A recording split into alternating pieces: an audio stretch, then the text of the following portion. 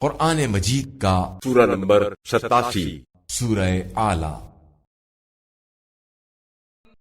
بنام خدائے رحمان و رحیم۔ اے نبی صلی اللہ علیہ وآلہ وسلم، اپنے پروردگار اعلیٰ کے نام کی تسبیح کرو، جس نے پیدا کیا اور توازن قائم کیا، اور جس نے تقدیر بنائی پھر راہ دکھائی، اور جس نے چارہ اگایا پھر کچھ دیر بعد اسے سیاہ خاشاک کر دیا۔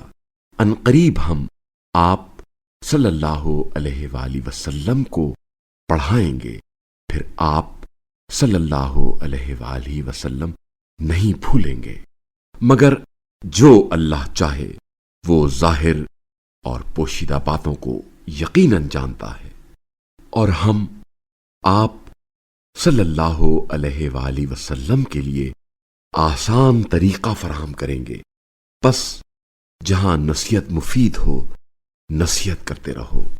جو شخص خوف رکھتا ہے وہ جلد نصیحت قبول کرتا ہے، اور بدبخت اس سے گریز کرتا ہے۔ جو بڑی آگ میں جھلسے گا پھر اس میں نہ مرے گا اور نہ جیے گا۔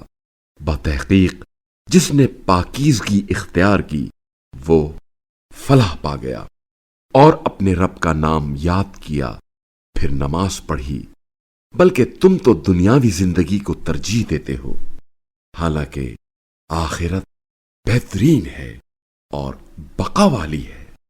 پہلے صحیفوں میں بھی یہ بات مرقوم ہے، ابراہیم اور موسیٰ کے صحیفوں میں۔